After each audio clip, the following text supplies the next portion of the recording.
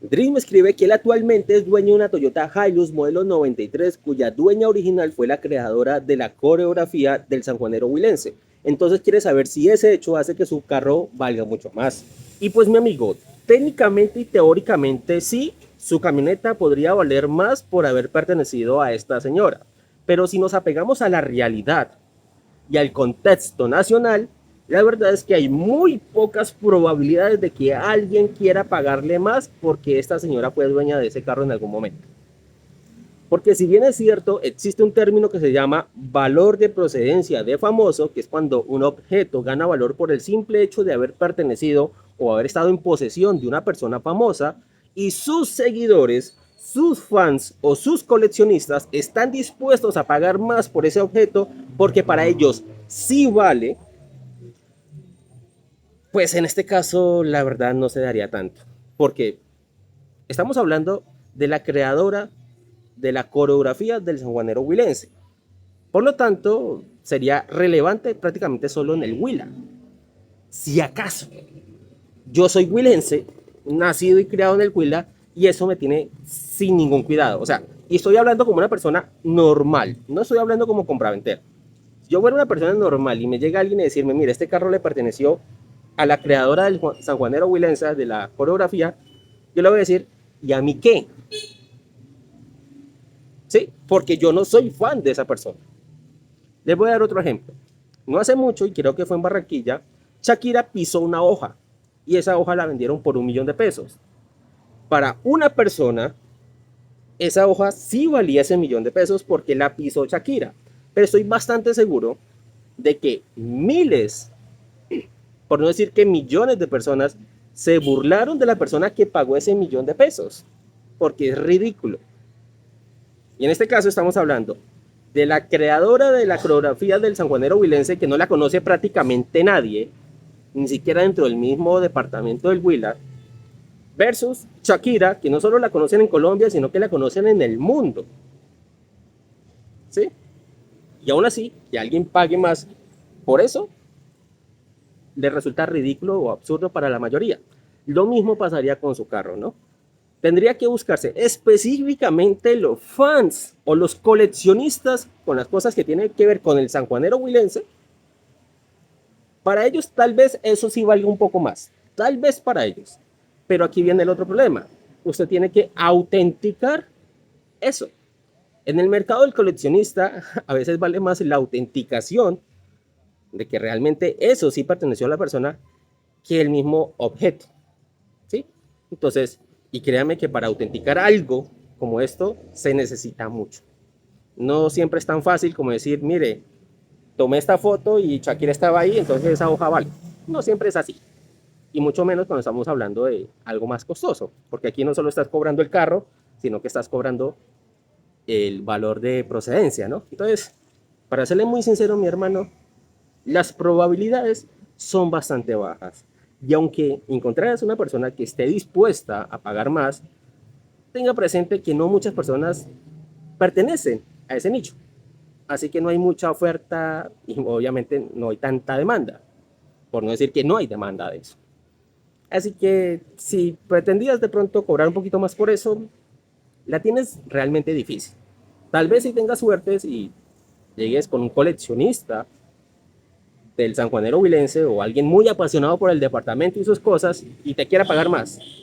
Pero aún así tendrías que pues, demostrar que perteneció a esta persona. Porque por ahí me escribías, es que yo veo el histórico del RUN y ahí aparece el nombre de ella. Sí, pero es que no es suficiente. Al menos para la mayoría de las personas no sería suficiente y mucho menos para alguien que está pagando tanto. Continuamos con Crísulo, que me hace una pregunta relacionada, y es que él quiere saber qué cosas pueden hacer que un carro gane valor o pierda valor. Y pues mi amigo, aquí no hay una respuesta única, esto es muy subjetivo y depende del comprador. Le voy a dar varios ejemplos. Si aquí llega una persona con un carro que tiene sonido, para mí ese carro no vale más, de hecho vale menos. Y creo que para la mayoría es el mismo caso, pero hay ciertas personas que disfrutan del ruido, disfrutan de molestar y fastidiar a los demás, disfrutan de hacer retumbar las paredes y para ellos ese carro sí va a valer más. Y así similar con todas las modificaciones, ¿no? Que le ponen lucecitas, que lo levanta, que le ponen ciertos rines. para mí en la mayoría de los casos eso hace que pierda valor. De pronto lo único que para mí no afecta de forma negativa el valor es el tema de los rines y dependiendo también del rin, porque hay rines horribles. Ahora, si nos vamos con las adecuaciones que le podemos hacer a un carro, para mí el hecho de que un carro tenga pantalla de video, sensores de proximidad, ¿no? Cámara de reversa, pues no lo hace ganar mucho valor, pero tampoco lo hace perder valor. Para otras personas es irrelevante, para otros les van a pagar más y para otros van a pagar menos. Eso depende de la persona que compre.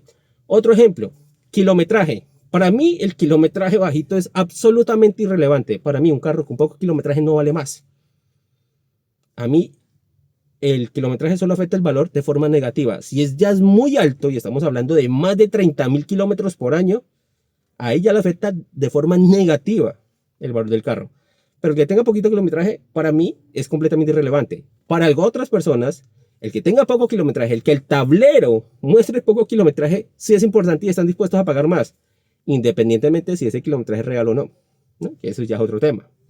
Lo mismo pasa con la pintura, algunos valoran el tema de la pintura original. Yo valoro que el carro esté bien pintado y no tenga rayones. Para mí eso es importante, lo de la pintura original es irrelevante.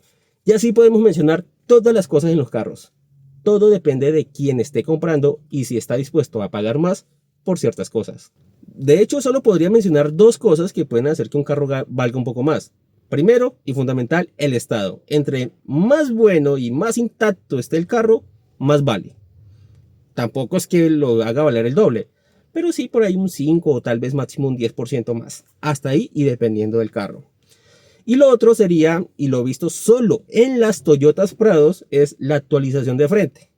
Al parecer, todos los toyoteros sí están de acuerdo con que si se le actualiza el frente a una Prado, eso automáticamente lo hace valer más. Pero serían las únicas dos ocasiones. De resto, la verdad, todo es subjetivo. Continuamos con Juan del Valle, que me pregunta cuál sería el presupuesto mínimo ideal para comprarse un carro usado teniendo en cuenta la antigüedad y todo lo que esto conlleva. Y pues la verdad es algo muy difícil de responder porque depende de muchas variables, entre ellas la suerte y fundamental para qué necesita el carro. No es lo mismo pues un carro para andar en ciudad que un carro para andar en la trocha y para trabajo, ¿no? Entonces son cosas diferentes. Pero vamos a asumir que hablamos de un carro para uso normal en la ciudad y de vez en cuando para viajar. Yo diría que lo mínimo ideal serían unos 35 millones de pesos. ¿Por qué? Primero, con ese presupuesto ya uno se puede conseguir carros que pueden ir entre el 2014 hasta el 2017 e incluso se pueden conseguir más nuevos, pero generalmente los carros que por ahí 2020 valen 35 millones de pesos, pues son carros que tienden a ser muy problemáticos. Y los carros que oscilan en los 35 entre el 2014 a 2016, 2017, tienden a ser carros que pues casi no joden, ¿no? Son un poquito más fiables, generalmente son más fiables. Eso por un lado. Entonces, tenemos que el modelo no es tan viejo, estamos hablando de carros que incluso son de menos de 10 años. Segundo, como son carros de menos de 10 años, generalmente, no es una regla como tal, pero generalmente tienden a molestar menos y a pedir menos plata que los carros más viejos. Vuelvo y digo, no es que el carro 2015 sea mucho más fiable que un modelo 2000, no, pero por lo general, tienden a pedir menos mecánico y a pedir menos plata. Tercero, en esos modelos ya los carros comienzan a incorporar un poco más de seguridad. Ya se vuelven más comunes encontrar carros con al menos 2 bolsas de aire, con frenos ABS, con frenos de disco, ¿no? Ya se vuelve un poquito más común. También tenemos mejoras en equipamiento, ya generalmente en esos modelos todos vienen con los 4 vidrios eléctricos, con los retrovisores eléctricos, muchos ya vienen con pantallita, vienen con ricitos de aluminio, ¿no? Vienen un poquito mejor equipados, así que también se vuelve una ventaja. Otra ventaja tenemos que, por ejemplo, un carro 2015 en promedio es mucho más eficiente y más económico de consumo que un carro de cilindraje similar, pero por ahí modelo 2000, 2004. Ya en esos modelos viejos son más comunes de gasolina y los más recientes son un poco más eficientes en el consumo, ¿no? Entonces, por todo eso, yo creo que el presupuesto mínimo ideal para comprarse un carro usado son 35 millones de pesos. Pero díganme ustedes en los comentarios, ¿cuál sería el presupuesto mínimo ideal? Continuamos con Jorge, que es una contribución al canal y me pregunta que con base a mi experiencia, ¿qué es mejor? ¿Una Mitsubishi ASX 2016, una Suzuki Vitara 2017 o una Renault Duster 2019? Y pues mi amigo, debo decir que los tres son excelentes carros y no importa cuál compres, probablemente vas a quedar muy contento o al menos no vas a tener problemas por temas de fiabilidad porque los tres son muy buenos. Pero como también siempre digo, todos los carros tienen sus puntos fuertes y no tan fuertes. Si comenzamos a evaluar cada uno por separado, podemos decir que la Mitsubishi ASX es la de mayor calidad, la mejor equipada, la que más rico anda, la de mejor desempeño. Vale muchísimo la pena, pero también es la más costosa de arreglar cuando se daña, la menos comercial y no solo es costosa de arreglar, sino que sus repuestos en algunos casos son muy difíciles de conseguir. Así que ahí lo pone uno a pensar un poco. Si nos vamos por la Suzuki Vitara, es la más económica de consumo, es un carro no tan feo, es un carro de buena calidad de ensamblaje, me gusta muchísimo, pero también es la más pajuela cuando se trata de andar por lomas o para alcanzar velocidad, es la más pajuelita de las tres.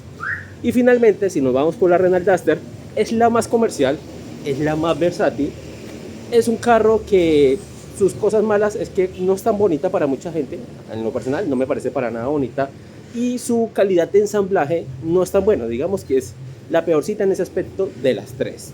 Ahora, usted entrará a revisar a qué le quiere dar prioridad. Yo la verdad, si quisiera principalmente andar en ciudad y quisiera sobre todo economía, de pronto me iría por la Suzuki Vitara. Si yo necesito pasar por terrenos robustos, también necesito que tenga buen desempeño y buena fuerza, me iría tal vez por la Renault Duster por temas sobre todo comerciales. Pero si yo lo que quiero es calidad y principalmente viajar, me inclinaría por la Mitsubishi ASX siempre y cuando viva en una ciudad grande como por ejemplo Bogotá o Medellín. Y terminamos con Andrei, que dice que yo solo sé hablar de Hyundai, Renault, Chevrolet y Mazda, que para mí las otras 100 marcas no existen. Y pues mi amigo, si bien es cierto, yo no hablo de todas las marcas, hablo mucho más que de esas 4. Porque principalmente hablo de 10 marcas, que sí, es Chevrolet, Renault, Hyundai, Kia, Mazda, Suzuki, Nissan, Toyota, Volkswagen y Mitsubishi. Son como las marcas que más hablo. Pero y en menor medida también hablo de Peugeot, Honda, Subaru, BMW, Mercedes, Citroën, Seat y otras más, ¿no? Y pues en menor medida hablo también de lo que son las marcas chinas como Ya, Chery, BYD, Foton, bueno, entre otras. En términos generales hablo como de 30 a 35 marcas, que es cierto, no las menciono todas, porque por ejemplo yo que me voy a dedicar a hablar por ejemplo de Ferrari o de Alfa Romeo o de Mini, y de hecho sí he hablado de Mini, pero casi no lo hago, porque ¿para qué? La mayoría de la gente que me ve a mí no tiene esos carros y la información que daría sería poco útil. Además, que por ejemplo, si yo hablara de Alfa Romeo, estaría inventando porque nunca me he montado en un carro Alfa Romeo, ni tampoco me he montado nunca en un Lamborghini, ni tampoco me he montado, por ejemplo, en un Ferrari. Entonces, ¿yo para qué hablaría de eso? Así que mi amigo, si estás buscando contenido de esas marcas un poco más exóticas, le recomiendo que se busque otro canal porque en este probablemente nunca lo vaya a ver. Porque ni las he tenido, ni las he manejado y probablemente tampoco nunca las vaya a comercializar. Por ende, como mi contenido se enfoca sobre todo en la parte comercial, no tendría nada positivo ni negativo que decir de esos carros. Y bueno, mis amigos, eso ha sido todo por este video. Espero que les haya gustado y les haya servido la información. Ya saben, deja mucho me gusta, comentarios, suscríbete, dale a la campanita, dale el botón de gracias y todo eso. Gracias por verme y nos vemos en una próxima.